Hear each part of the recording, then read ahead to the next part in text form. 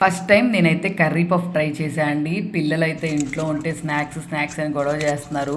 ఎలా వచ్చిందో సౌండ్ వింటే మీకు ఆల్రెడీ అర్థమైపోయి ఉంటుంది.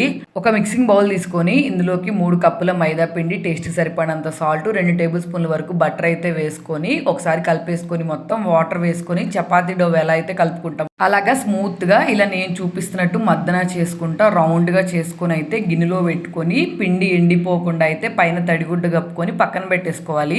ఇందులోకి నార్మల్ గా ఆనియన్ కర్రీ అయితే చూపిస్తున్నాను. బాండీలోకి ఆయిల్ వేసుకొని జీలకర్ర, సన్నగా కట్ చేసుకున్న ఆనియన్స్, పచ్చిమిర్చి, కరివేపాకు, అల్లం వెల్లుల్లి పేస్ట్, సాల్ట్, పసుపు, కారం, ధనియాల పొడి, గరం మసాలా, జీలకర్ర పొడి అన్ని వేసుకొని ఆనియన్ కర్రీ అయితే రెడీ చేసుకొని పక్కన పెట్టేసుకోవాలి. నెక్స్ట్ ఒక గిన్నె తీసుకొని అందులోకి 1 టేబుల్ స్పూన్ మైదా పిండి, ఒక 1/2 కప్పు వరకు నూనె కానీ బటర్ కానీ వేసుకొని ఇలా కలుపుకొని పక్కన పెట్టేసుకోవాలి.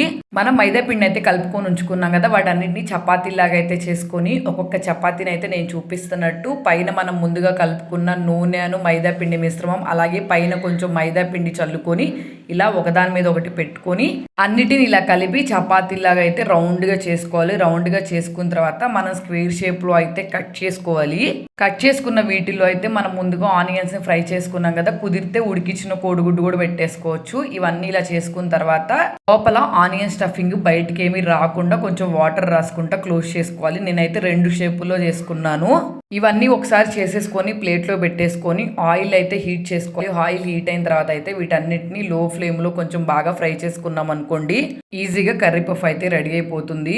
మీరు కావాలనుకుంటే ఆయిల్లో కాకుండా ఓవెన్లో అయినా ఫ్రై చేసుకోవచ్చు. క్రిస్పీగా చాలా బాగున్నాయి. అది మీరు ట్రై చేసి ఎలా వచ్చినాయో కమెంట్ సెక్షన్లో కమెంట్ చేయండి. నచ్చితే మాత్రం సబ్స్క్రైబ్ చేసుకొని వెళ్ళండి.